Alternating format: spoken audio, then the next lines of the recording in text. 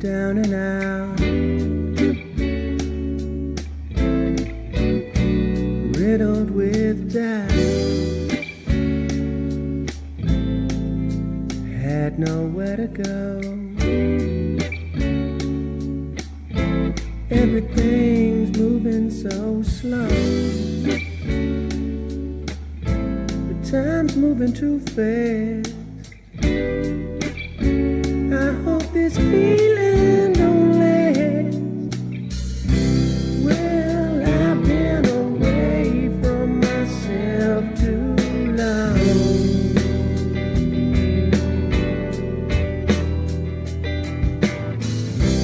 My body is aching from all my wrongs.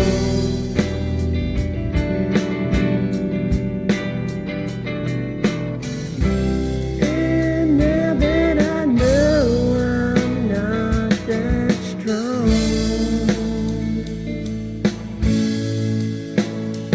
I'll keep slipping onto you. I'll keep slipping until my time is through. I'll keep slipping onto you, yeah, onto you.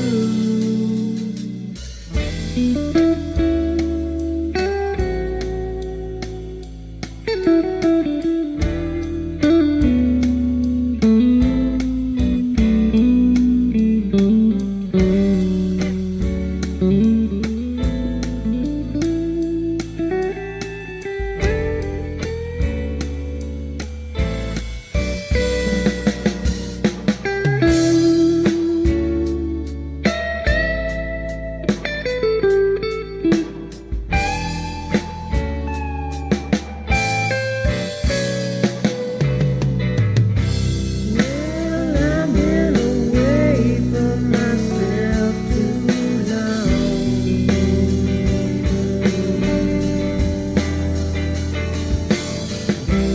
My body is aching from all my wrongs.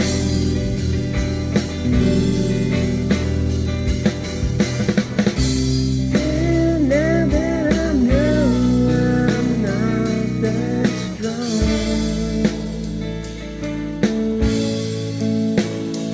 I'll keep slipping onto you. I'll keep slipping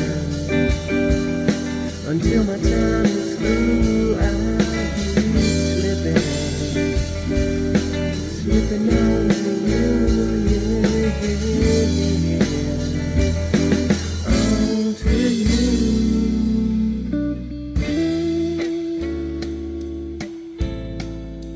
I was down and out,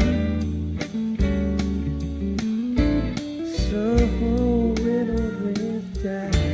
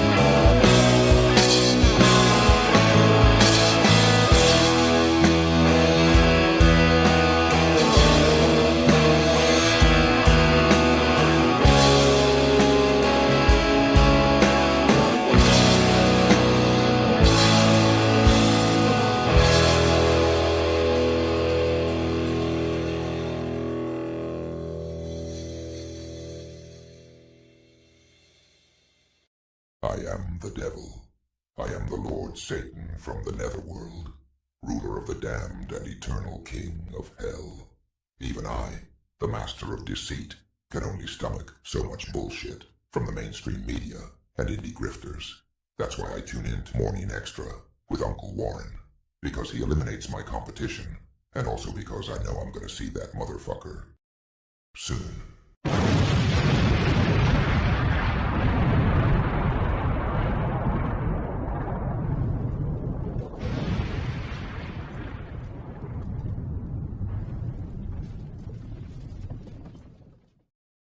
Deo, Deo.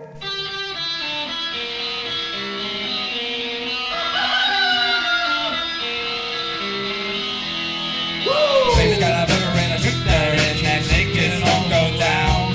Baby's got a booger and a shooter and that shit is all go down.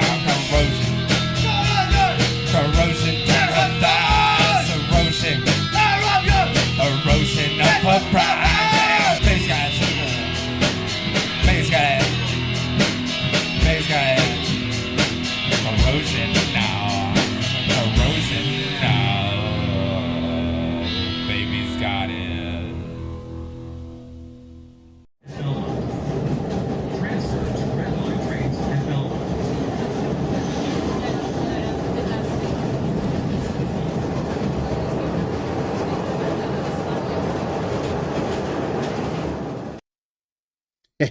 I forgot to get my kids in there. What's up? Good morning. Little ass backwards. I had to I was so anxious to get the new intro with the devil on there.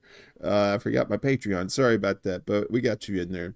Good morning, everybody. Happy Monday. What's up, Rick? Yeah, that's your boss. You said your boss, you said Satan's a woman, right? But she got some high tea, man, like some high tea up in them testicles that she might be borrowing. Miguel 5000 Quantum Computer is online. What's up, Miguel? Good to see you. Willie Bragg in line, getting his tags renewed. I said, why does the Batmobile need tags? And he's like, it's a turquoise Nissan. So you don't have to spoil the illusion, Willie. It's fine. Like, can a person dream? We got Game.Film in the house. What's up, buddy? Game.Film's going to be an ExtraBulla in a couple of weeks. That's going to be fun. We're going to talk about games and film. Spoiler alert. We got Around the World with D and Friends. What's up, D? Good to see you. Nobody else on YouTube and Rockfin yet, I don't think. Global Solidarity popping in early there. Good to see you. Non-binary devil. Is that what it is? You stupid. You're so stupid. She's deceptive by an arm. Is it? It's kind of a badass turquoise Nissan. Okay, all right. I've never seen your car, Willie. I just assumed since you were Batman that you had a Batmobile, but I guess you have to you have to put on appearances as the common person, right? Finger Man, what's going on? You're a lurker. Shh, lurking in the night. Feeling all right. I hope you're feeling all right. I'm going to tell you what, without getting too detailed, let's just say I'm about 20 pounds lighter this morning thanks to coffee and some other things. So feeling a lot better than I did. I got this kind of white light thing down here. I don't like this. That's all right. We'll figure it out. All right. So enough of this bullshit. Let's get to the news of the day. We start with domestic news, and of course, cops got off of they got off of a charge there. I know that's not news, right? But the judge dismissed felony charges against police in the Breonna Taylor case. So, federal judge has dismissed major felony charges against two former Louisville officers, Joshua Janes and Kyle Meany, who were accused of falsifying a warrant that led to the fatal shooting of Breonna Taylor.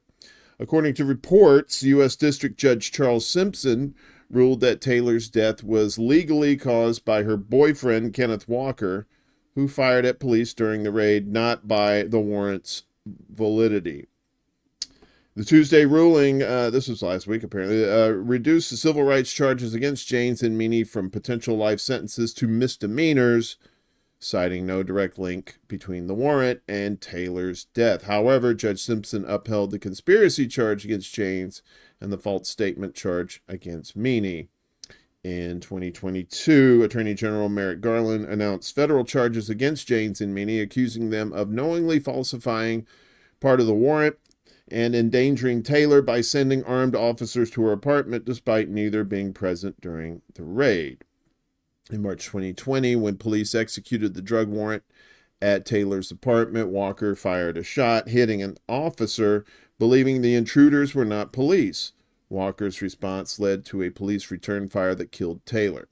That said, Simpson's ruling highlighted that Walker's actions were the direct cause of Taylor's death, despite claims that James and Meany's actions contributed to the situation. That is such bullshit. The guy is doing what like anybody else would do. He's defending his house, his family. These people not, with this illegal warrant. Walker was originally charged with the attempted murder of a police officer. However, these charges were subsequently dropped after his defense successfully argued that he was unaware he was shooting at law enforcement. Taylor's family expressed profound devastation over the ruling and announced their intention to appeal. They declared, "We will continue to fight until we get full justice for Breonna Taylor." Right? So, and you knew there was going to be some fuckery in this. There always is. They're always protecting these cops. They give them the little but the big stuff, you're never gonna you're never going to see justice for people like that. So, but they are going to appeal, so we'll keep on it. We'll see how the appeals process goes. Meanwhile, in France, this is a lot of people talking about this over the weekend, of the CEO of Telegram getting arrested in France. This is from antiwar.com. Dave DeCamp. Be sure to check out antiwar.com. Libertarian Institute too. They also have good non-biased news stories for you, so check them out. And links to other news articles from other sources as well. So France arrests CEO of Telegram over allegations related to content moderation.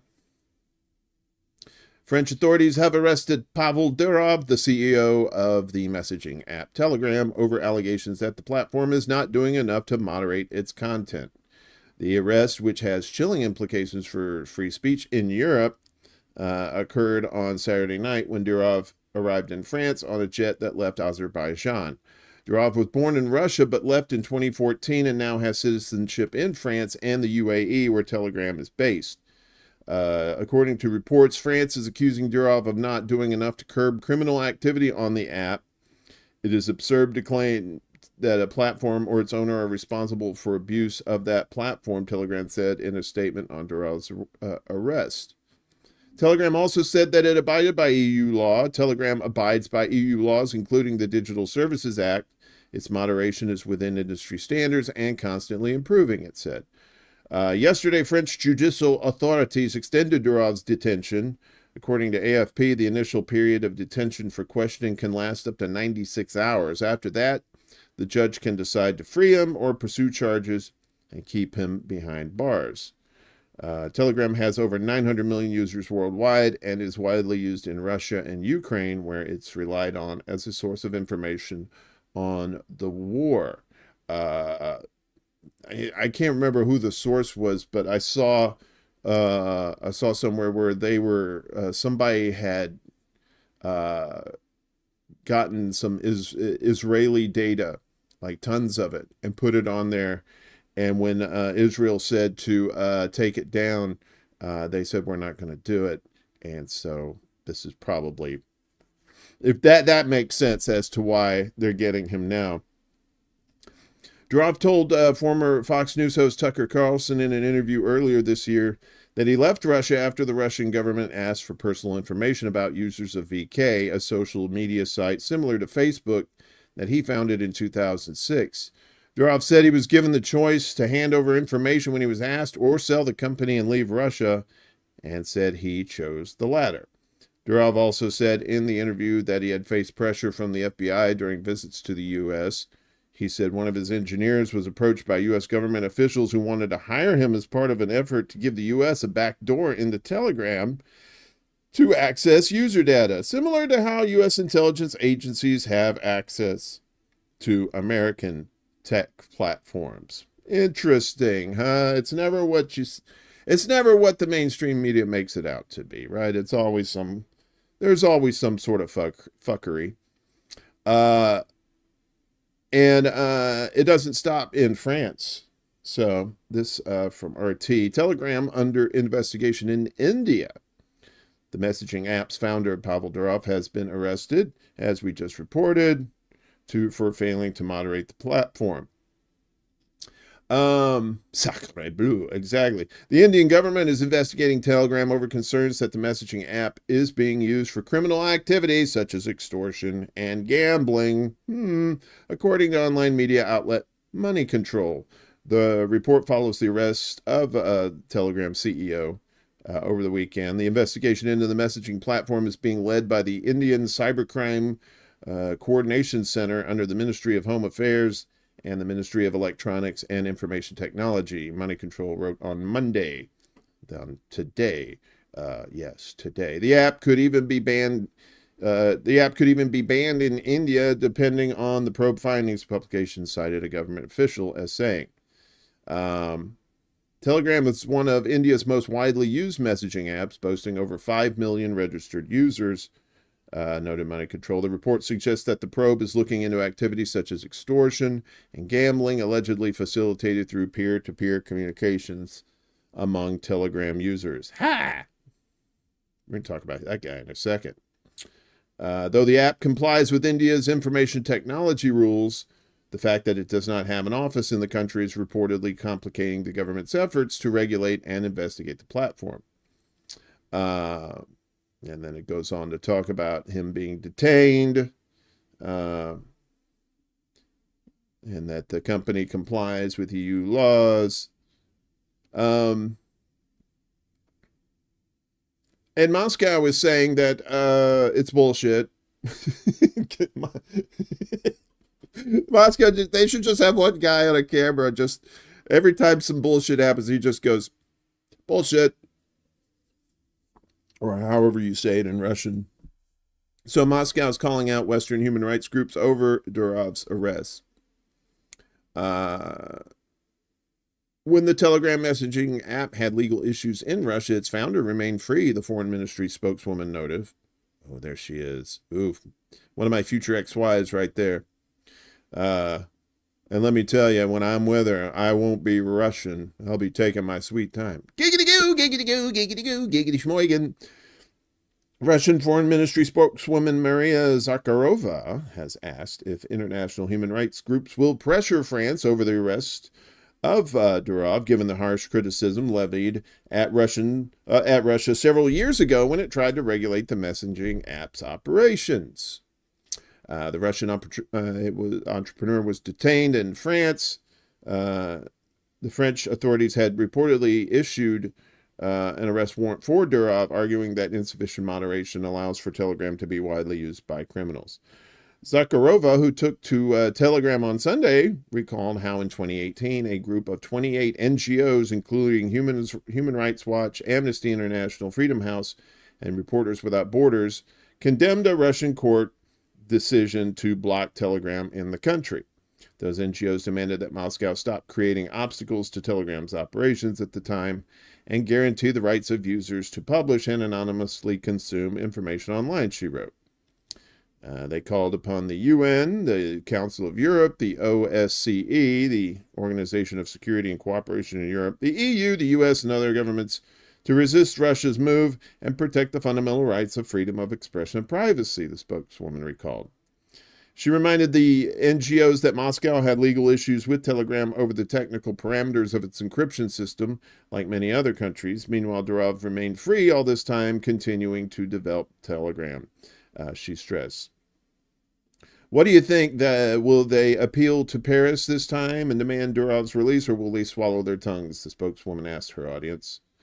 Facebook, Instagram, and Twitter were blocked by court order in Russia after the escalation of the conflict between Moscow and Kiev in February 2022, but Telegram remains operational in the country. So Russia calling bullshit again, saying, hey, you guys got on our shit about this, and now France, well, what you gonna do, buddy? What you gonna do there, Frenchie? We shall keep him detained. Chances are he's probably going to get released because they can only hold him for 96 hours, and if they don't have any charges, like real charges, they're gonna they gotta have to let him go. But it is 2024, and apparently rules don't apply anymore. So all this business with Durov has got Rumble CEO spooked. Yeah, I don't blame him. Rumble CEO Pavlovski. I do these stories just to butcher the names. Exits Europe and Durov's detention crisis. So after the detention of Durov in France, another social media CEO said that freedom of expression is under threat in Europe and announced his safe exit from Europe. So Chris Pavlovski, CEO of Rumble, has also come under European scrutiny. Pavlovski has announced his exit from Europe, citing threats to freedom of expression. This is his tweet. I'm a little late to this, but for good reason. I've just safely departed from Europe. France has threatened Rumble, and now they have crossed a red line by arresting Telegram CEO Pavel Durov, reportedly for not censoring speech. Rumble will not stand for this behavior, and then this happened, and I don't know why that happened. That probably shouldn't have happened. So Rumble will not stand for this behavior and will use every legal means available to fight for freedom of expression, a universal human right. We are currently fighting in the courts of France, and we hope for Pavel Durov's immediate release. Yes. So, back to this. On the other hand, Elon Musk, this clone of a clone of a clone, was also seen supporting Pavlovski. God. In a post on Twitter, P-Man implied that only social media platforms X and Rumble survive, to which Musk responded by quoting him and saying, yes. Durov was detained in France, yada, yada, yada. So, yeah. So, a lot of these platforms are, or at least their CEOs are getting a little bit, a little bit skittish. They're trying to press these people. Max RJ, what is going on? Good to see you, buddy. And yeah, I know people say, well, Rumble's right wing, they deserve it or whatever, but nobody deserves to be censored, right? Because of bullshit. If you're saying stuff that's like trying to get people to murder other people or harm other people or something like that, yeah, you probably shouldn't have that shit on there. But if it's just information and opinions, the opinions might be shit, but it's still, it's still speech. That's the thing. People do this. They don't want you to have critical thinking skills. They don't want you to listen to anybody because they just assume you're part of the cult. And that may very well be the case, but still you shouldn't do that. Restrict people's speech. That's that is not a slippery slope. That is a water slide to fascism. Speaking of fascists, let's go to Israel. You like that place, don't you? Palestinian Christian activist arrested for protesting seizure of family lands by settlers. So this is a Palestinian Christian lady. This is her right here. Israeli police have extended the attention of a Christian activist who was arrested for protesting the seizure of her family land by armed settlers in the occupied West Bank. Alice Kissia is scheduled to appear in court today in a case related to the forcible seizure of her family-owned land and the expansion of illegal Israeli settlements in her hometown of Al-Makrur. On July 31st, armed Israeli settlers, escorted by Israeli military forces, raided the Kissia family's land in Al-Makrur and forcibly evicted her and other Palestinian Christian families living there. Since then, members of the Kissia family, accompanied by Palestinian human rights activists, have frequently returned to their ancestral land to protest their forcible eviction. "We will stay here until we get our land back," the 30-year-old Kissia was quoted as saying before her arrest. "They took advantage of the war. They thought it would end in silence, but it didn't." She's not wrong there. She thought, I'm pretty sure these Zionists thought that they could get away with all this stuff, and then people were just going to listen to mainstream media, not pay any attention to independent media. Well, they didn't figure that independent media and people with phones and video cameras would be so powerful. The expansion of illegal settlements in the occupied West Bank comes amid the Israeli genocidal war against Palestinians in Gaza, which has already claimed more than 40,000 lives. The Kissia family is among the last remaining Christian families in the area. They have been threatened by illegal construction of settlements for years, and their home and restaurant were demolished in 2019. Her family, which has owned the land for at least 40 years, has fought a protracted battle to reclaim their property, according to media reports. Importantly, Al-Makrur was designated as a UNESCO World Heritage Site in 2014. In recent years, the expansion of settlements has put the heritage site at risk. So, you can't say, "I am Muslims. I am Muslim." They're displacing Christians as well. What do you have to say about that, propaganda person? I know what we have to say about it. Let's bomb the shit out of everybody. This from Common Dreams. Yeah, it's from Common Dreams. Jake Johnson, the article author. Israel launches massive attack on Lebanon, heightening fears of all-out war. Israel's military deployed around 100 fighter jets to launch a massive bombing campaign in southern Lebanon yesterday, endangering tens of thousands of civilians and heightening the chances of an all-out regional war. The IDF characterized the wave of airstrikes as an effort to preemptively remove the threat.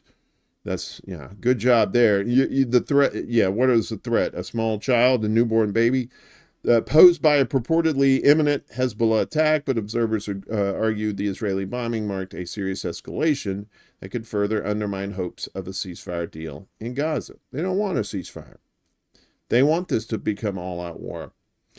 Looks like Israel is now escalating in Lebanon in a major way in the hopes of kicking off a major war in the north that has thus far been kept to more limited exchanges, wrote political analyst Youssef Munir, just as negotiations for a ceasefire were reportedly advancing. Hezbollah said yesterday it had fired hundreds of drones and rockets. In fact, let's take a look at that right now. They carried out their first phase of retaliation, and Israel is censoring the results. How's that working out? This is from the Cradle, I believe. Hezbollah launched a major drone and rocket attack over 10 Israeli targets early yesterday in what it called the first phase of its response to the assassination of top military commander Fuad Shakur in Beirut's southern suburb on July 30th. An undisclosed vital military target was the main objective of this operation, according to the Lebanese resistance. All the attack drones were launched at the time specified for them from all their predetermined positions and crossed the Lebanese-Palestinian borders towards the desired target and from multiple paths, and thus our military operation for today has been completed and accomplished. Plays be to Allah Almighty, a statement issued by Lebanese resistance movement said. They also said it fired over 320 rockets at sites in the Galilee, which served as a diversion to prevent Israel's Iron Dome system from shooting down the attack drones. And here's a little some of this.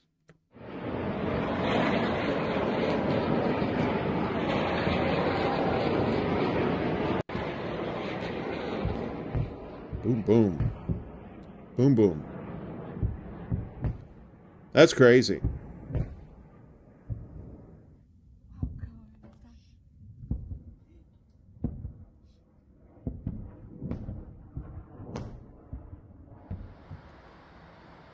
Interesting.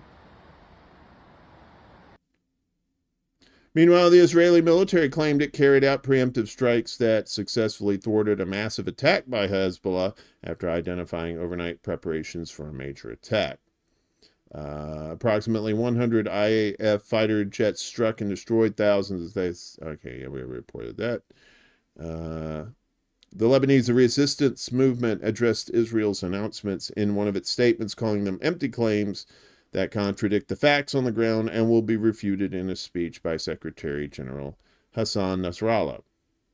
Following the operation, Israeli media reported that Prime Minister Benjamin Netanyahu issued an order banning press interviews with Likud ministers until further notice. Additionally, BBC journalist Nafis Konavard reported on Twitter that the Israeli government issued a series of new censorship regulations for media that includes the damage caused by rocket attacks to strategic national infrastructure or to military bases. So, yeah, so an exchange there of weaponry from both sides, and now Israel's trying to say, no, that shit happened. It's like, yeah, this shit happened. People in Gaza have been just tossed and moved around, and it's, it's bad enough to be, to be bombed and to have, family members murdered like that, but also in the mix is just the constant relocating within Gaza. So this is from Kyle Anzalone from the Libertarian Institute. Israel forces 2.3 million Palestinians to live in just 11% of Gaza. And Gaza is not big at all. Israel's not big. And Gaza is just a sliver of Israel. Over the past 10 months, Israel has limited the area Palestinians in Gaza can live to just 11% of the 139 square miles narrow strip of land along the Mediterranean Sea. According to the UN, the Israeli Defense Forces, the stormtroopers, issued a series of evacuation orders to Palestinians, pushing the 2.3 million people into two overcrowded areas, Mawasi and Deir al-Balah. The total area of the regions dubbed humanitarian zones in Gaza is about 15 square miles.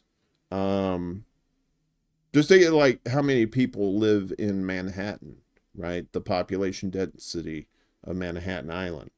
I think I think Manhattan's a little bigger than Gaza, but and that's Manhattan without people like shooting at you and bombing the shit out of you. Throughout the conflict, Israel has defined a shrinking area of Gaza as a safe zone or humanitarian zone where Palestinians can live without fear of conflict. However, the IDF has bombed multiple safe zones. Yeah, they tell them to move someplace, and then they bomb the place where they move them. Palestinian aid agencies have argued that the Israeli instructions for reaching safe zones are often confusing and come without enough notice. Tel Aviv has presented the humanitarian zones as efforts to curb civilian casualties. Bullshit. Yesterday, Israel ordered the evacuation of 11 neighborhoods in Gaza. Mawasi was a fishing village with little infrastructure prior to October 7th. Israel has forced many of the displaced Palestinians in southern Gaza into the region, which has turned into a massive tent city. Humanitarian agencies have complained that Israel's safe zones lack infrastructure and access to aid. Since October 7th, nearly the entire population of Gaza has been forced from their home, either fleeing Israeli bombs or IDF evacuation orders. Many Palestinians report being displaced multiple times. And of course, the IDF has destroyed vast swaths of the Strip and formed corridors that bisect the Strip and prevent the movement of Palestinians. This is all by design. It's not that. It's never about, you know, as that idiot Bush said, catching the evildoers. This ain't about no evildoers. The evildoers are doing the shit, including torturing Palestinian healthcare workers. I know you're shocked. Israeli torture on Palestinian healthcare workers exposed, according to Human Rights Watch. Since last year, Israeli occupation forces have detained Palestinian healthcare workers in Gaza, transported them to detention facilities in Israel, and subjected them to torture and mistreatment, Human Rights Watch revealed in a new report. The detention of these workers amid ongoing Israeli attacks on Gaza's hospitals has further exasperated the already dire state of the territory's healthcare system, HRW said. Former detainees, including doctors, nurses, and paramedics, have reported severe mistreatment while in Israeli custody. Their accounts include experiences of humiliation, beatings, forced stress positions, prolonged cuffing, and blindfolding and denial of medical care. Additionally, they described instances of torture, including rape and sexual abuse, as well as inadequate conditions for the general detainee population. The Israeli government's mistreatment of Palestinian healthcare workers has continued in the shadows and needs to immediately stop, said Balochistan, acting Middle East director of Human Rights Watch.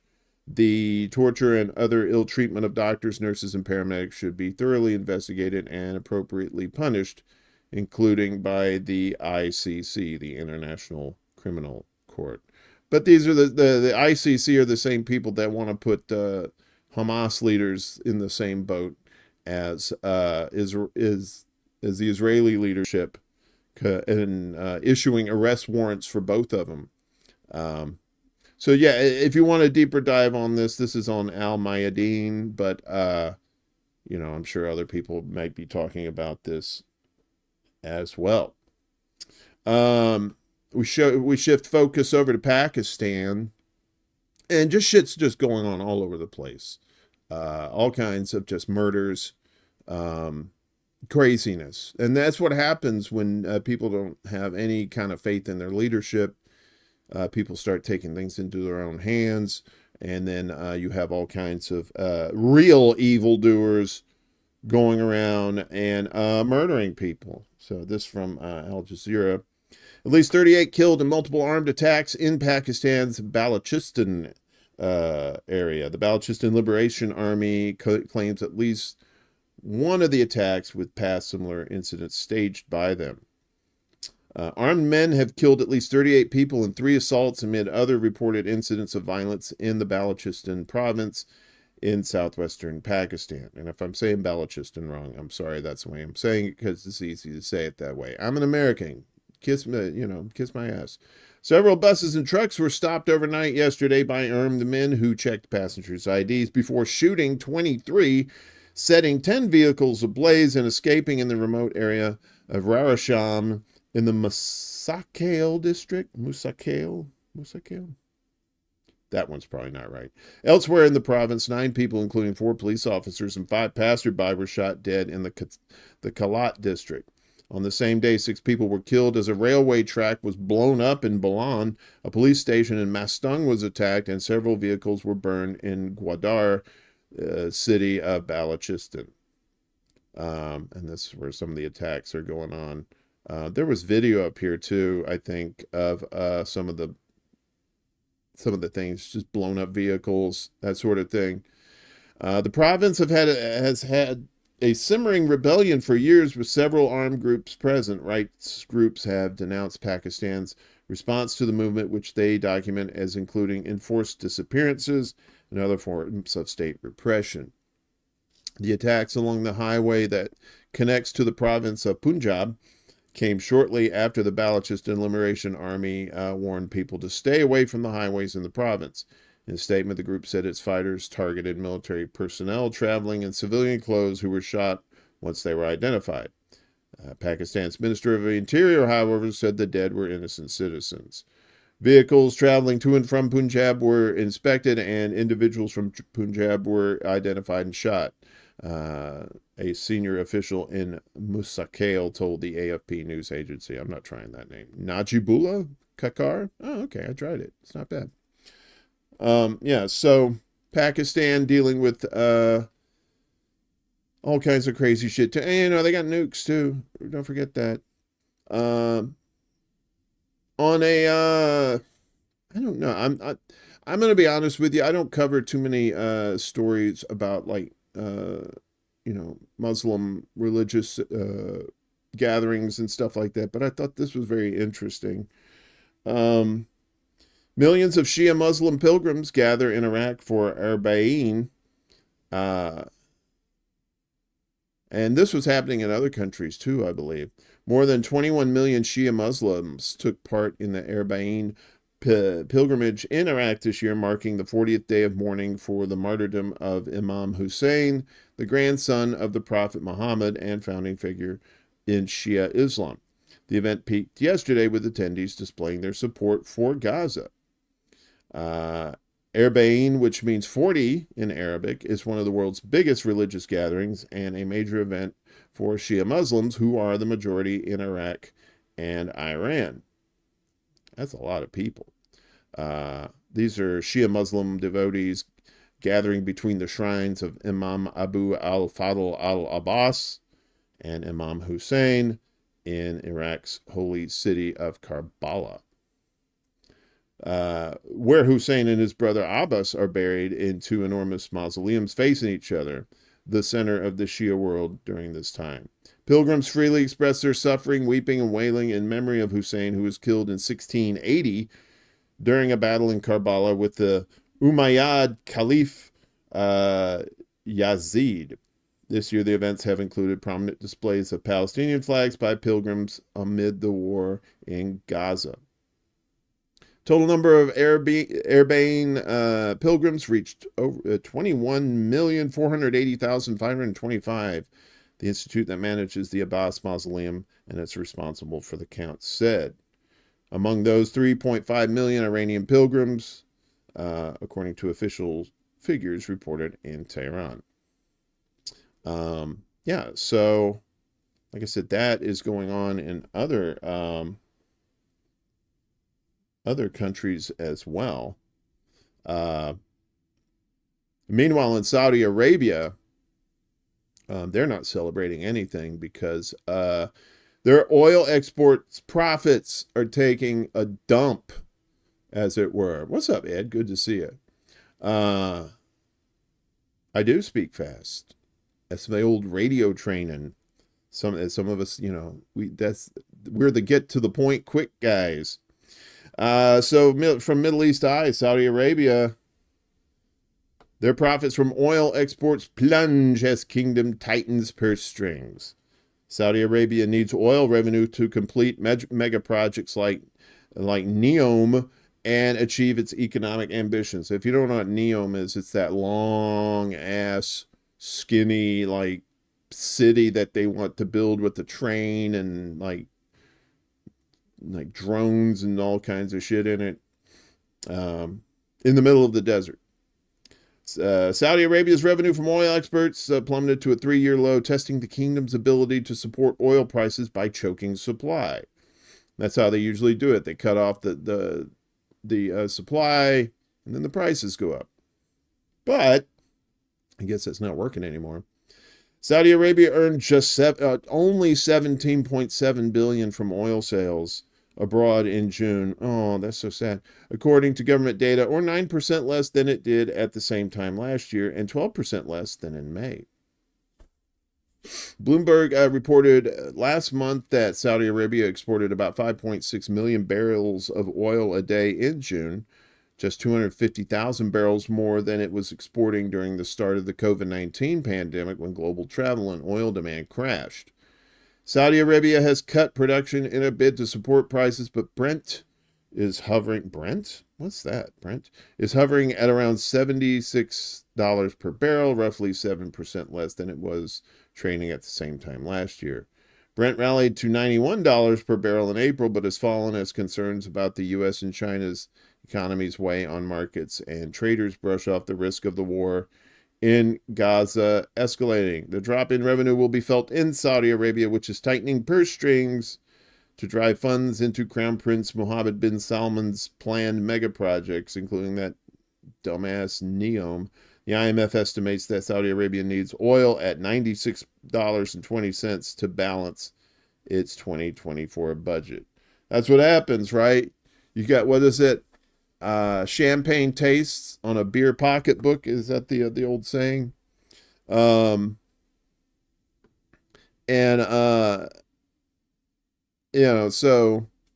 they were getting too cute by half, as they say, with the starting all these big ass projects, and they thought, well, the oil will be fine. It'll always be high.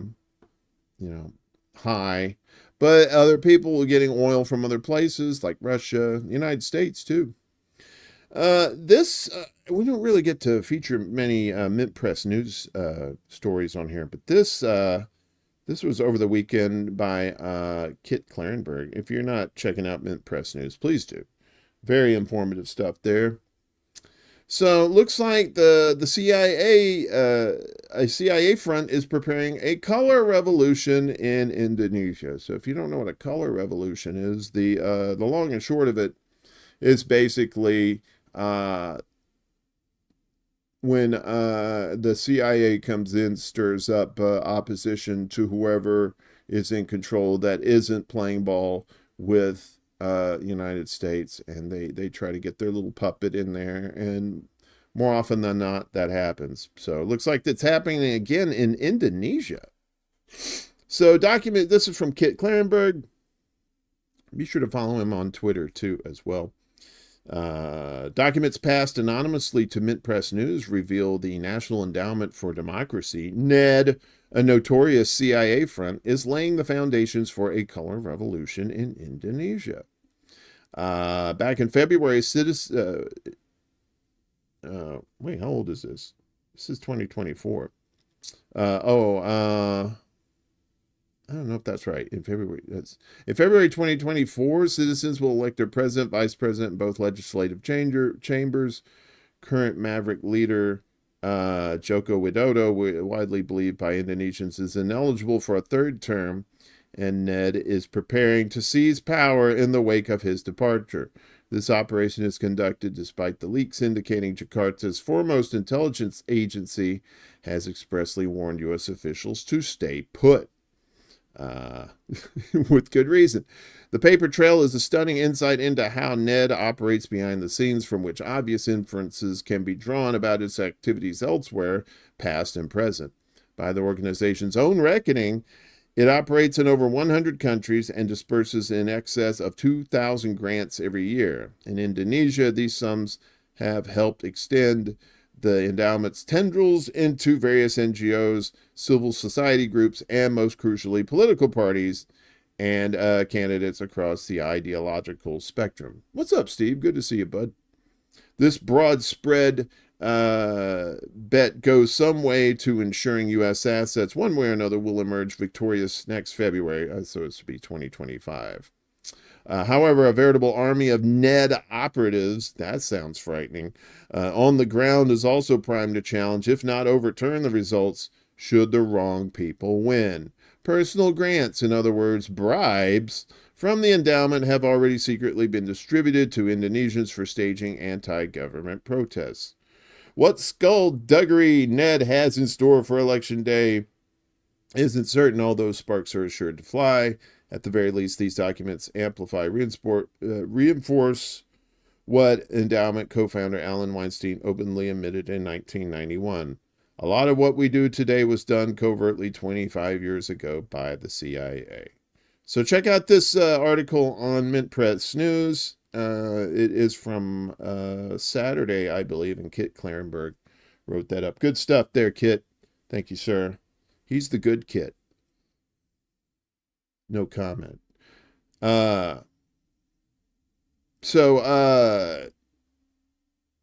Little history for you here. If you don't remember, the U.S. helped back the South Koreans during the Korean conflict. It wasn't a war, it was a police action. Well, it was a war between the North and South, but our involvement was supposedly a police action. That's according to MASH. I always get all my history information from TV shows, fictional or not. So, from Press TV, South Korean activists highlight dark history for U.S. alliance. South Korean activists want a clinic which treated women infected by U.S. soldiers during the 1950s to be preserved. The aim is highlighting the suffering of women prostituted to American troopers with Seoul's backing. Some of these women lost their lives in the process and were buried in unmarked graves as South Korea wooed American military support with whatever means possible. And then there's, is this the video? Yeah, this is the video. So yeah, let's check this out real quick. The U.S.-South Korean relationship is often termed ironclad. The near 30,000 U.S. soldiers here, a linchpin of that alliance. But the American military presence here has a dark past.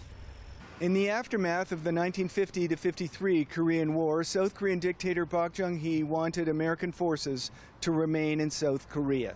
So the government encouraged and even in ways managed the prostitution of more than 10,000 women in camptown entertainment districts serving American troops.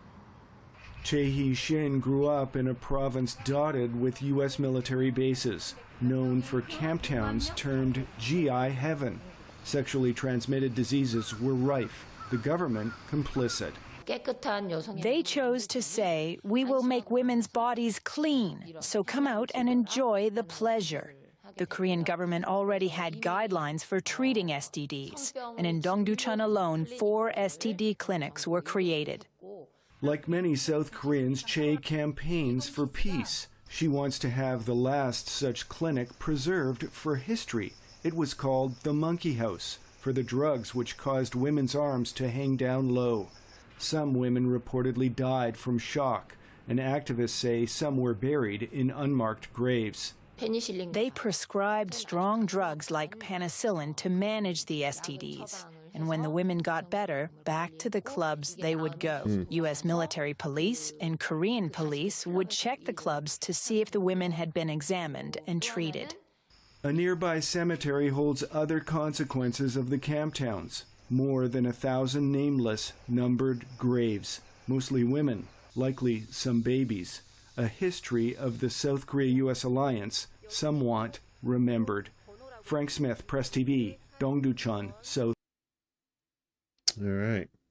Yeah, so and a lot more of our history, we're not all, they say the winners write the history books, but I don't know if these are winners. These are just losers with access, it sounds like. And just a shocking story. I thought maybe you guys didn't know about that. I'm sure the same thing happened in Vietnam and probably in the Gulf Wars as well. There's always atrocities going on. You don't excuse them, but you do it. Yeah, but you make sure you recognize them. So, meanwhile, in the South China Sea, I don't know what's going on there. Somebody wants a fight. Chinese and Philippine boats keep running into each other. It's water. You can't go around. I don't understand. Dave DeCamp again from Anti-War. Chinese-Philippine vessels collide again in the South China Sea. Chinese and Philippine Coast Guard vessels collided for the second time within a week near the Sabina Shoal in the disputed South China Sea. Sabina Shoal is part of the Spratly Islands, is claimed by China, the Philippines, Vietnam, and Taiwan. Chinese and Philippine vessels typically encounter each other near Second Thomas Shoal, which is about 35 miles west of Sabina Shoal. The two collisions near Sabina Shoal within less than a week signal that the conflict is spreading, despite Manila and Beijing recently announcing an agreement to ease tensions in the waters. Well, they should probably tell that to the boat captains, eh? The two sides traded blame for the latest collision, claiming the other intentionally caused the crash. The Chinese Coast Guard said that it rescued Philippine crew members who fell in the water, but Philippine officials denied that happened. Claims suggesting that our personnel fell overboard and were subsequently rescued by the Chinese Coast Guard are completely unfounded, said Manila's National Task Force for the West Philippine Sea. So there's this big ass shit, and then these boats just running into each other like that. Right? That's on purpose. Somebody's fucking with somebody. The South China Sea has turned into a political flashpoint for a conflict between the U.S. and China since the U.S. is strongly backing the Philippines in the maritime dispute.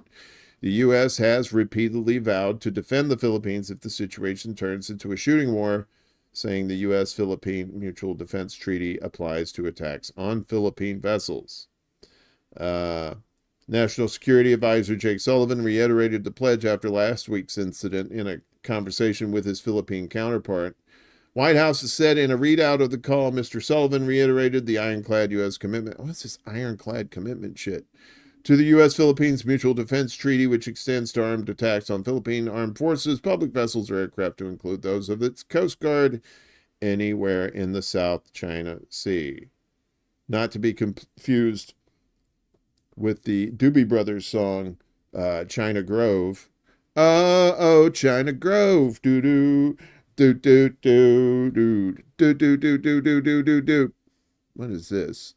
Hang on just a second. I think I'm missing something. Desert Mantis. Manila is your favorite ice cream? It's my favorite envelope. That's for sure. I had to get a manila envelope in there, which I used to call vanilla envelopes. I'm like, hey, you getting some vanilla envelopes? And we were like, oh man, can we eat them? Like, no, you idiot, it's manila. And then I'd start crying because my dad was right. I was a fucking moron. Not much has changed. Russia vows to keep pushing for Nazi veteran extradition. So you remember the Nazi that was in the Canadian, what was it, their government house, their thing, and they were all like, yay, he's not a Nazi. Wait. So Ottawa is well aware that Yaroslav Hunka burning love. Oh, it's a hunka burning Nazi. Who? Hunka's dark past, but still refuses to hand him over. Of course, because they love him. Moscow will continue its efforts to force Canada to hand over 99-year-old Nazi SS veteran Yaroslav Hunka to answer for his alleged crimes, the Russian ambassador in Ottawa, Oleg Stepanov, has said. Hunka, who publicly admitted volunteering to join the Waffen SS Galicia division during the Second World War. We are Ronin. What's up, buddy? Made headlines last September after he was honored with a standing ovation as a guest in the Parliament. That's what I was trying to think of. How do you forget Parliament? My funk to P-Funk. Of Canada during the visit there by Ukrainian leader Vladimir Zelensky. Or, yeah, Voldemort, whatever it is. Hunka's unit took part in brutal anti-guerrilla operations across Poland and Soviet Ukraine in 1993. What is he, a time traveler? Come on, guys, get your dates right. I believe that's 1943 to 1944. Its members accused of massacres and other atrocities against Polish, Jewish, and Russian civilians. In late 2023, Russia asked Canada to extradite the then 98-year-old Ukrainian Canadian on accusations of genocide over his suspected involvement in the murder of at least 500 Soviet citizens, but Ottawa rejected the request, citing a lack of a relevant treaty between the two countries and the fact that they're already supporting Israel as well, so they have to stick with their supporting genocide theme. On Thursday, the Russian Prosecutor General's office announced that it was able to put Hunka's name on the database of the International Criminal Police Organization, Interpol. The search for the Nazi veteran continues, the agency said, adding that it would demand his extradition if his whereabouts are established on the territory of other foreign states. That guy ain't going nowhere. As long as Canada keeps him about, he's fine. The government of Canadian Prime Minister Justin Trudeau is being disingenuous when it says Hunka is clean. Well, clean by their standards, maybe, so technically they're not lying. Does RT have any editors? I know, right? No, they're time travelers, man. It's 1993 to 1944. It's a hell of a jump.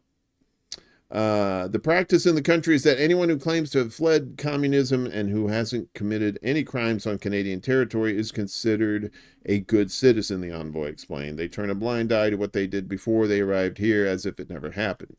That's a common theme. But the truth cannot be hidden. The authorities in Ottawa are well aware of Hunka's dark past and of the shameful biographies of thousands more of Adolf Hitler's collaborators who found refuge in Canada after 1945.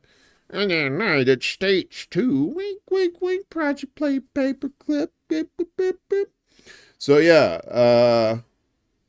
Russia going Nazi hunting, and Canadians are like, oh, we like our Nazis here, eh? We're gonna protect them, eh? Meanwhile, speaking of Nazis, Ukraine is being a little hypocritical with Belarus. So they're calling on them to pull back forces from the border, and I'll explain the hypocrisy in a moment.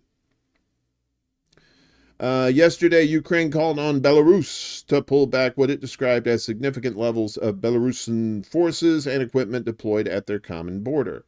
The Ukrainian Foreign Ministry warned Belarus against making tragic mistakes. You don't want to make any tragic mistakes while under pressure from Moscow. A ministry statement urged the Belarus armed forces to stop unfriendly actions and withdraw their troops out of the range of the border. The ministry said Belarus special forces and former Wagner mercenary fighters were among the troops at the border. Their equipment include tanks, artillery, air defense systems, and engineering equipment located in the Gomel region near Ukraine's northern border. The statement said Ukraine has never taken and is not going to take any unfriendly actions against the Belarusian people. Belarusian President Alexander Lukashenko said on August 18th that Ukraine had stationed more than 120,000 troops at the border with Belarus and deployed nearly a third of its armed forces along the entire border. Oh, that's okay, right? Belarus said that it sent aircraft, air defense forces, and armor to its border with Ukraine. So maybe I should have put that in the propaganda watch, but Ukraine getting called out on more bullshit. Quit putting troops on border. You're scaring all our Nazis. And we're like, well, you did it first. You're not supposed to remember that. You're supposed to have short memories. And if that's not bad enough, the largest church in Ukraine is getting banned. How you like that? Volodymyr Zelensky signs law to ban Ukraine's largest church. The bill outlaws any religious organizations considered to have ties to Moscow. Wink. Zelensky signed a law that calls for the banning of any religious group suspected of having ties to Russia. It threatens to effectively shut down the Ukrainian Orthodox Church, the largest faith-based organization in the country. Ukrainian parliament introduced the legislation earlier this week. It is expected to take effect in 30 days. After that, all the activities of the Russian Orthodox Church, ROK, and all affiliated religious organizations will be outlawed. The UOC will have 9 months to sever all ties with the ROC, the ROCK in the USA, John Cougar Mellencamp, despite the Ukrainian church having already declared full autonomy from the Moscow Patriarchate in 2022 following the outbreak of the Ukraine conflict. After signing the legislation on Saturday, the country's Independence Day, Zelensky released a video address stating that Ukrainian Orthodoxy is taking a step towards liberation from Moscow's devils. I always thought like Zelensky had one of those like cancer voice box things. Because he's a really, really gravelly voice. Moscow has condemned Ukraine's crackdown on religious communities. The Holy Synod of the ROC issued a statement on Thursday comparing the new legislation with Soviet-style repression and other historical persecutions of Christians. The purpose of this law is to liquidate the UOC and all its communities and to forcibly transfer them to other religious organizations, the synod surmised, noting that hundreds of monasteries, thousands of communities, and millions of Orthodox believers in Ukraine will find themselves outlawed and will lose their property in place of prayer. So yeah, trying to close up shop. Anything Russia related, but, you know, there's always other hidden agendas in there as well. And despite them getting their ass handed to them in Russia, even though making these gains in Kursk has cost them a lot. And so what does the United States do? They throw money at it, as always. They always throw money at the wrong shit.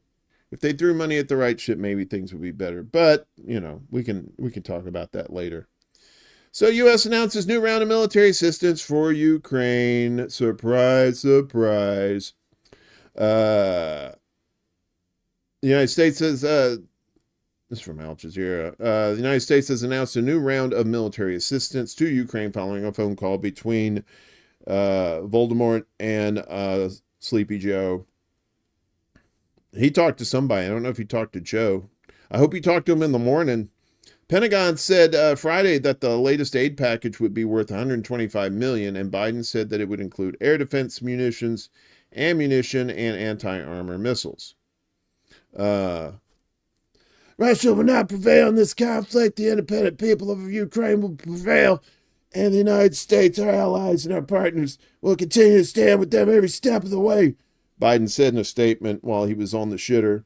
The U.S. has supplied Ukraine with tens of billions of dollars worth of military assistance since Russia launched a full-scale invasion of its territory in February 2022. In the years since, Ukrainian forces have struggled to expel Russian forces as they labor under shortages of crucial supplies with no end to the conflict in sight. And they're basically chasing men down the street, boys too, to get them into the military. Yeah, so good luck with that. Yeah, let's not do anything for poor people in the United States, or fix our infrastructure here. Let's just keep throwing let's keep throwing bad money after worse money, if that's a thing. Back here at home, if you're a resident of Massachusetts, you're having some problems with mosquitoes, and not in a good way. Vote Quimby. This is from the Epic Times. Rare mosquito-borne disease triggers voluntary curfew in Massachusetts towns. Ooh. This is the 1921 statue of Wampanoag leader Massasoit on Coles Hill, Plymouth, Massachusetts. There you go. This guy's like, wow, you're tall. So this is from Bill Pan, if you like that guy. 4 towns in central Massachusetts are advising residents to stay indoors at night to avoid contracting a rare but potentially deadly mosquito-borne virus. The voluntary curfew notice was issued after the Massachusetts Department of Public Health on August 16th announced the first confirmed human case of Eastern equine encephalitis in the state since 2020, when 5 people contracted the virus and 1 died. State officials didn't report how the current patient, a man in his 80s in Worcester County, Worcester, I think it's Worcester. I think you say Worcester. I'm not from there. I'm not quite sure. I think it's Worcester County was exposed to the virus, or the details of his current condition. The disease, described by the Public Health Department as rare but serious, is caused by a virus transmitted through mosquito bites. Symptoms typically appear 5 to 10 days after being bitten by an infected mosquito and include high fever, stiff neck, headache, and fatigue. There are no vaccines to prevent. What is this? Vaccines to prevent? Well, I thought vaccines don't prevent shit, right? Isn't that what they said? They changed the definition in the dictionary. They said vaccines don't prevent shit. So this says there are no vaccines to prevent or medicines to treat E. In 2019, 12 Massachusetts residents contracted E, resulting in 6 deaths. Worcester. Oh, Worcester. Thank you. My cousin from Boston. Worcester. That's right. Thank you. I always fucked it. Massachusetts has some fucked up pronunciations.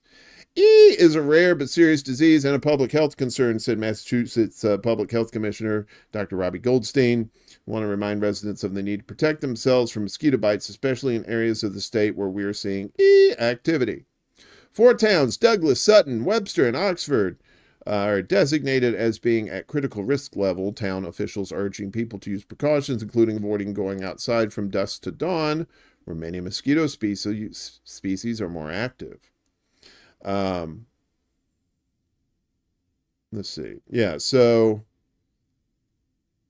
they're recommended to drain or discard items that collect water, such as buckets, tires, flower pots, and bird baths to prevent mosquitoes from breeding in standing water. And you kind of want to do that anyway. You don't want standing water in the summertime anyway, because that always attracts mosquitoes. The ones we eat or not. There's no enforcement for those who do not comply with the recommendations, according to town officials. Nationwide, an average of 11 cases of E infections are reported each year, mostly in eastern or Gulf states, or Gulf Coast states, according to the Centers for Disease Control and Prevention. Persons over 50 years of age and under 15 years of age seem to be at greatest risk for developing severe disease when infected with E virus, the agency stated on its website. Humans and other animals that contract the virus are considered dead-end hosts, which means there is no subsequent human-to-human, animal-to-human, or human-to-animal transmission. Unless you're at a really, really crazy party. Then watch out. Many people who recover from E are left with long-term physical or mental problems, according to the CDC. These can range from mild to severe intellectual disability. A lot of people in this country must have contracted it. Personality disorders, seizures, paralysis, and cranial nerve dysfunction. Survivors with severe disease and ongoing disabilities often require long-term care and die within a few years. Yeah, so I know I was saying for funsies, but that's no joke, man. And you're probably going to see a lot more of this shit pop up too. And that was like, that was just in like one of the small towns there. Yeah, Worcester. Thank you for that, Desert Manta. Worcester. And of course, Louisiana is one of these places where, you know, as long as you're giving us money, we don't care where you put your trash. So often not the trash is in their state government. So this is another one from Common Dreams. A federal judge gives Louisiana polluters a free pass to harm communities of color. This is by Edward Carver, our disheveled friend here. Good writer. Very unkempt, though. Needs to comb that hair. Right-wing federal judge in Louisiana on Thursday permanently blocked 2 federal agencies from enforcing civil rights legislation that could protect black communities from disproportionate pollution in the state, drawing condemnation from environmental justice advocates.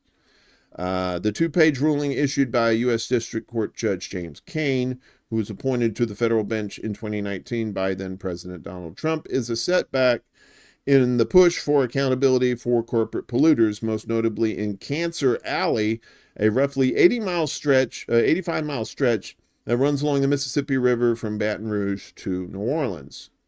Cancer Alley is home to a disproportionate number of poor and working-class black people who have highly escalated risks of cancer thanks to the long line of petrochemical plants in the corridor.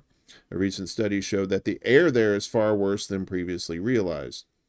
Louisiana has given industrial polluters open license to poison black and brown communities for generations, only to now have one court give it a permanent free pass to abandon its responsibilities. Patrice Sims, a vice president at Earth Justice, said in a statement. The ruling forbids the U.S. EPA and the U.S. Department of Justice from enforcing disparate impact requirements under Title VI, the 1964 Civil Rights Act in the state of Louisiana. The ruling affects permitting for industrial projects and could, according to Earth Justice, even be applied to basic services such as sewage, drinking water, and health services. Kane opted not to make the ruling effective nationwide. The main events leading up to Thursday's decision began in January 2022, when Earth Justice filed a complaint to the EPA on behalf of St. John the Baptist Parish, a majority black community in the heart of Cancer Alley. The EPA then opened an investigation into whether Louisiana state agencies had failed to protect the parish from environmental health threats. The agency was preparing to negotiate reforms with the Louisiana Department of Environmental Quality. This was part of a nationwide EPA effort to tackle environmental racism. However, Louisiana, like other states, fired back. In May of last year, then Attorney General Jeff Landry, who is now governor, filed a lawsuit. The same lawsuit Kane ultimately ruled on against the EPA to block the investigation.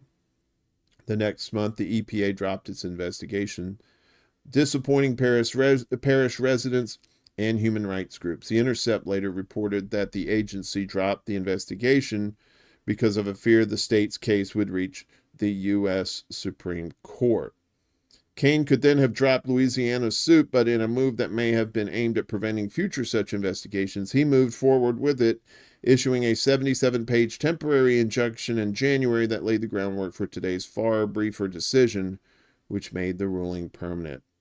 In the temporary injunction, Kane put forth ahistorical and power-blind arguments about race that are common in right-wing circles. To be sure, if a decision-maker has to consider race to decide, it has indeed participated in racism, the judge wrote. Pollution does not discriminate. Yeah. Earth Justice warned that though Kane's ruling applies only in Louisiana, it may embolden other states to seek similar exceptions and create a chilling effect on civil rights enforcement by other federal agencies. Right. Yeah, and that's usually how that goes.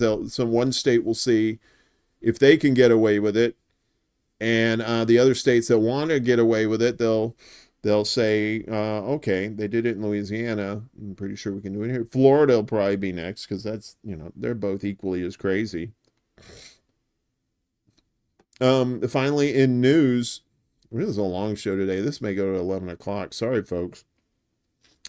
The astronauts that went up in that Boeing Starliner, there was only supposed to be an 8-day test run. Well, I hope they pack some a lunch, as they say, because they're going to be up there a while. Boeing Starliner astronauts to return from space next year, NASA says. NASA administrator and I don't know, I think he was on I Dream of Jeannie too. Bill Nelson says bringing astronauts Butch Wilmore and Sonny Williams back to Earth on faulty Starliner is too risky. Boeing, oh Boeing, how do they even have stock prices at this point for their shares? I guess because the government bails them out. We reported on this last week. 2 NASA astronauts who flew to the ISS in June aboard Boeing's faulty Starliner capsule will return to Earth on a SpaceX vehicle early next year, NASA chief Bill Nelson said. He told reporters on Saturday that issues with Starliner's propulsion system are too risky to carry its first crew home. The veteran astronauts, both former military test pilots, became the first crew to ride Starliner, lucky them, on June 5th when they were launched to the ISS for what was expected to be an 8-day test mission. Damn, this has got some Gilligan's Island vibes to it. It was a 3-hour tour, and then they were on the island for like 40 years or some shit. But Starliner's propulsion system suffered a series of glitches beginning in the first 24 hours of its flight to the ISS, triggering months of cascading delays. 5 of its 28 thrusters failed, and it sprang several leaks of helium, which is used to pressurize the thrusters. NASA has decided that Butch and Suni will return with Crew 9 next February, and that Starliner will return uncrewed. That's Bill Nelson. That's what he sounds like. He kind of has that kind of voice. It's almost like a Bill Clinton if you don't have the voice fried, but that's what Bill Nelson sounds like. He added that he discussed the agency's decision with Boeing's new CEO, Kelly Ortberg. He expressed to me an intention that they will continue to work the problems once Starliner is back safely. Since Starliner docked to the ISS in June, Boeing has scrambled to investigate what caused its thruster mishaps and helium leaks. And it's real easy to figure out what the problem is. It's fucking Boeing. It's Boeing's shit. If you find out what the name of your fucking plane is, find out what kind of plane it is. And if it's Boeing, just drive, take the train, or fucking walk, man. It's much safer. I'm just saying. Everything bad with planes always starts with Boeing. Boeing and bad. They both start with B's. I was thinking about putting this in the regular news stack, but at this point on our elections here, all of it's just bullshit propaganda. So, it's appropriate. Let's get to our propaganda watch. The sharing of biased and False news has become all too common on social media. More alarming, some media outlets they are true without checking facts first. Unfortunately, some members of the media use their platforms to push their own personal bias and agenda to control exactly what people think. And this is extremely dangerous to our democracy. All right, well, you may have heard the RFK dropped out of the race and is backing Trump now. Somebody was saying it's very iconic that these two are on stage together, and I don't think it's iconic. It's very tragic, to be sure. But turns out, they don't agree on everything, but they do agree on money. As RFK Jr. backs Trump, here's the secretive billionaire plutocrat funding both of them. And this is from Common Dreams, Jake Johnson. Timothy Mellon, the reclusive heir to a Gilded Age fortune, has poured over $165 million into the 2024 election so far, with tens of millions backing both Donald Trump and Robert F. Kennedy Jr. How is that? Joining Republican presidential nominee Donald Trump on stage at a campaign rally in Arizona Friday night, RFK Jr. tried to emphasize what the two share. I'm not going to do the voice. Lucy from Blue Moon Red Wine, she did this whole stream where she was just doing RFK's voice. I was like, all right, you're starting to freak me out, lady. We talked about not the values that separate us because we don't agree on everything, but on the values and issues that bind us together, Kennedy said shortly after suspending his independent presidential bid to throw his support behind Trump. But Kennedy did not mention that he and Trump have in common the same billionaire megadonor and reclusive heir to a Gilded Age fortune who has pumped over $165 million into the campaign so far. Timothy Mellon, the grandson of plutocrat Andrew Mellon, has poured tens of millions of dollars into the campaigns of both Trump and Kennedy, making the secretive billionaire the top individual donor to both. The campaign finance watchdog Open Secrets noted Friday in an analysis of Mellon's donations that the billionaire made a $50 million cash infusion to pro-Trump super PAC Make America Great Again, Inc. in July, according to new FEC filings. This brings his total contributions to the group to $125 million this election cycle, including that $50 million check that he wrote to Trump's super PAC the day after Trump was convicted of 34 felonies. That's from Open Secrets. Mellon's latest $50 million contribution accounts for over 90% of what MAGA Inc. raised in July. As for Kennedy, his hybrid PAC American Values 2024 received $25 million from Mellon earlier this year. Open Secrets observed that Kennedy is quoted on the cover of the billionaire's autobiography, praising Mellon as a maverick entrepreneur. Robert Wright, the former U.S. Labor Secretary, wrote Friday that it's no surprise Kennedy dropped out of the 2024 race and endorsed Trump. He and Trump both shared the same major donor, billionaire Nepo baby Timothy Mellon, Reich added. RFK's Jr.'s campaign was always a MAGA spoiler.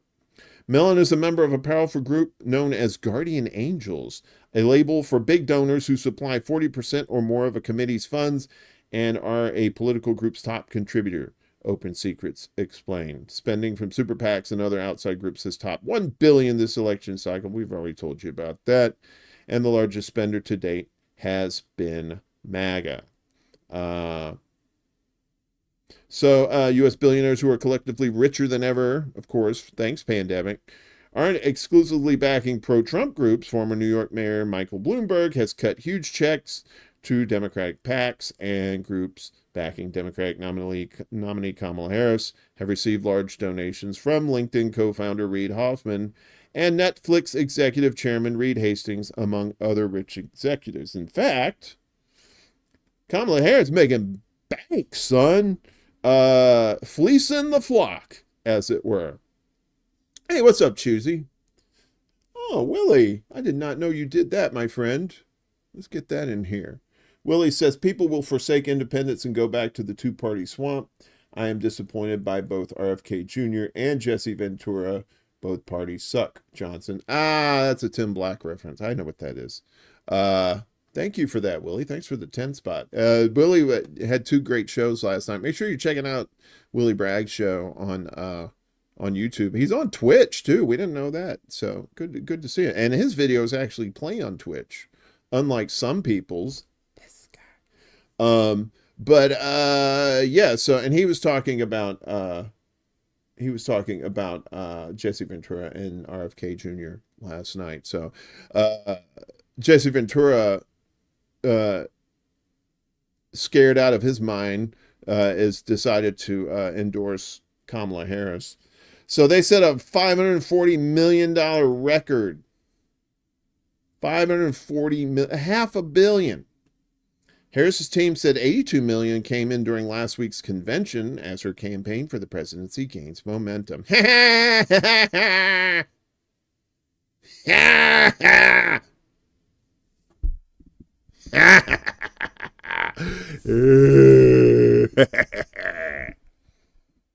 fucking Joker. Harris has raised $540 million in little more than a month. $540 million in little more than a month since she began her race for president, with a surge of donations during the DNC convention last week. A memo released by Harris's campaign manager, Jen O'Malley Dillon, said the $540 million raised included $82 million during the convention week. Just before her acceptance speech, they crossed the $500 million mark. Dillon wrote in a memo released by the campaign yesterday. Immediately after her speech, we saw our best fundraising hour since launch day. Yeah, she gives extra too much joy. Well, that's how she gave a lot of joy, in order to get where she is. She didn't fall up. She swallowed up. Sorry. I know that sounds misogynistic, but shit's fucking true. That bitch sucked dick to get where she's at. Sorry, not sorry.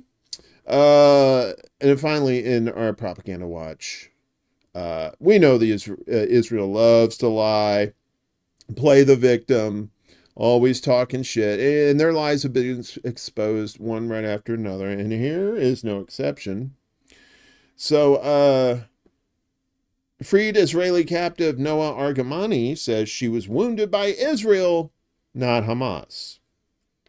She denies reports that Palestinian fighters shaved her head and beat her during captivity, saying her injuries resulted from an Israeli strike. There she is right there.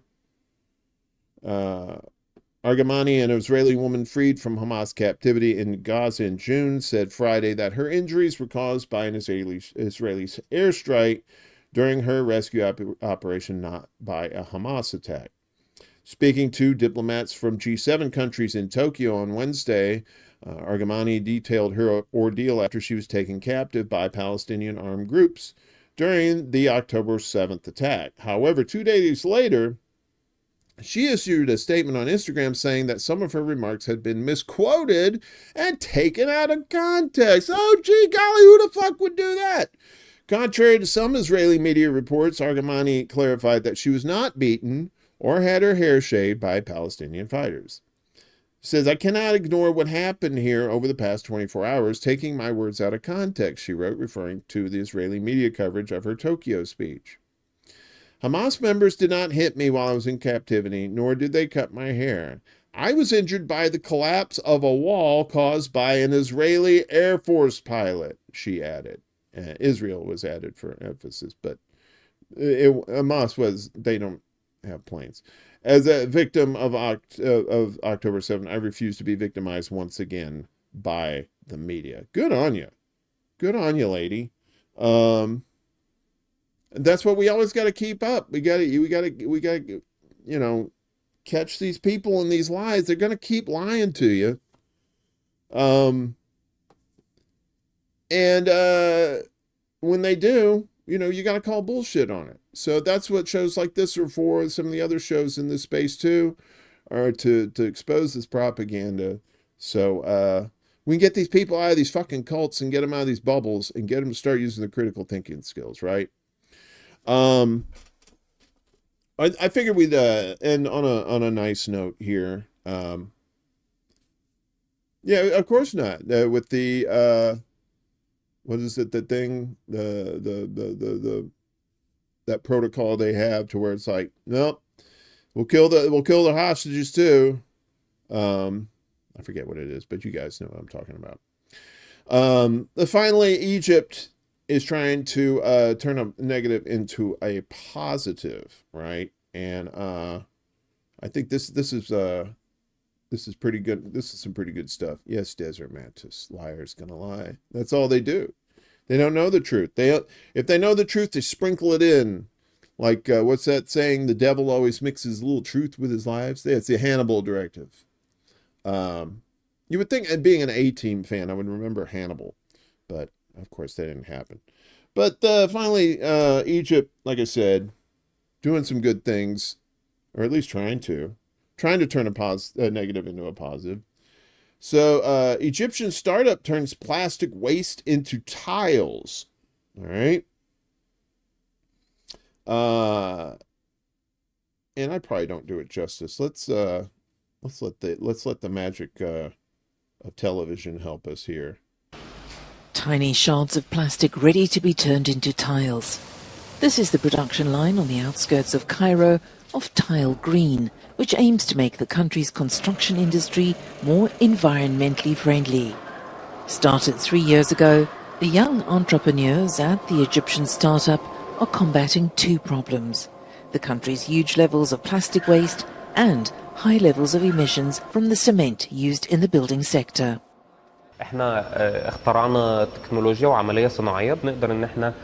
We invented a technology and an industrial process whereby we transform all forms of plastic wastes, namely those of low value, into building materials. We manufacture a material named polymer aggregate composite, where we mix plastic wastes with natural aggregates like sand and gravel in order to produce a substitute for concrete. We can use this composite to produce multiple products. Leading real estate developer Sodic used Tile Green's interlocking tiles for the walkway outside its administrative building, a way to reduce their carbon footprint.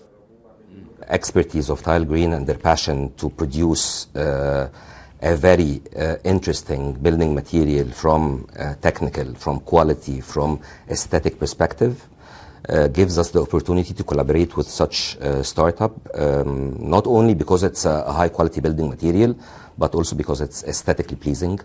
The buildings and construction sector is by far the world's largest emitter of greenhouse gases, and it's crucial to reduce the carbon footprint from the production and use of materials such as cement, steel and aluminium.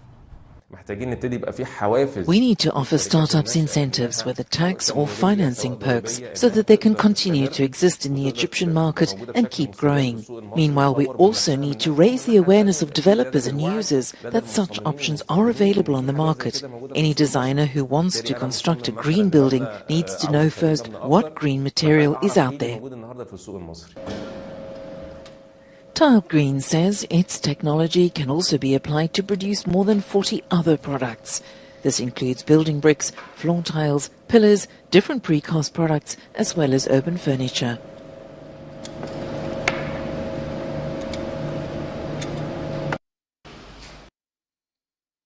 All right, so there you go. I don't know if that's the answer or not, but at least they're doing something to take plastic out of the soil. I know there's some companies are working on technologies to get the microplastics out of the water. You may have heard of the Great Pacific Garbage Patch. That's the size of Texas, and it's basically just a whole layer of microplastics that are just floating on top of the water. And microplastics are in everything now. The food you eat, possibly the air you breathe, so to getting some of that plastic out of the mix and putting it somewhere safer. Although in the long run, I don't know how long these building materials are going to last. Once humans die off and we're going to kill ourselves, that shit'll probably just end up poisoning the environment again. But in the meantime, at least we're getting it out of people's ways. So that's all the news stuff that I got for today. But coming up Wednesday on ExtraBulla Live, I believe 7 p.m. Eastern. This crazy chick's gonna be with us. So Lucy from Blue Moon Red Wine. I don't know if you've watched any of her shows over the weekend. She'd breathing fire. She was just like, wow. No fucks given from Lucy. So she's going to be fun to talk to on Wednesday evening. So, but this show will be back Wednesday morning with more news that you can use. And I don't know if it's going to be this long. That's what she said. Giggity.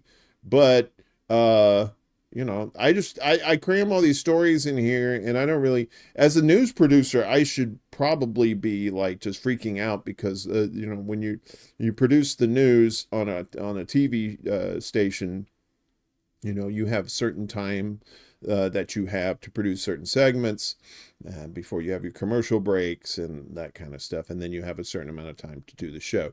Here, not so much. There's no commercials and fake commercials maybe, but not real commercials. But we try to throw in as much news that we can, something that you might be interested in as well. So, and if you got any story ideas, or if you know of any good news sources that you want to use, you want me to use on the show, preferably independent sources, just hit me up on the tweeters there for pals. Just send me a DM, or you can email me extrabulla@gmail.com. That's a good place to send me information and stuff too. So what else was I gonna say? So if you're new, if you're watching this live or watching it later, be sure to like, share, and subscribe, all that good stuff. The more support we get for the show, the more we can do for you. And again, thanks, Willie, for the 10 spot. If you want to, you guys want to donate to the show, there's CashApp, Venmo. We do Patreon too. If you want to do $1 a month, that's like $12 a year, if my math is still correct. And that link is down below as well. And every bit helps, and every bit goes back into me and the show. So the more you support me, the more I'll support you with news. Other than that, I'm gonna make like a baby and head out. Have a great day, everybody. Enjoy your Monday. I believe Willie Bragg has a show tonight. He's back. He's off vacation. Hopefully he's out of that god-awful line at the DMV and he'll be doing a show this evening. And then tomorrow evening is going to be Bragland with him, with the lovely and talented Miss Jimmy Sunderland. So be sure to check that out. She couldn't be on last week. I think Shane Coughlin was on filling in for her. He did a pretty good job. So it was a good show. And Willie had some good shows last night, too. Of course, Around the World with Dee and Friends tonight, 9 p.m. Eastern, 8 p.m. Central, 7 p.m. Mountain, 6 p.m. Pacific. Much love and solidarity to you as well, my friend. And to all my peeps out there. Have a great day. We'll see you next time. Smoke them if you got them. This is City Alpha 5! Woo!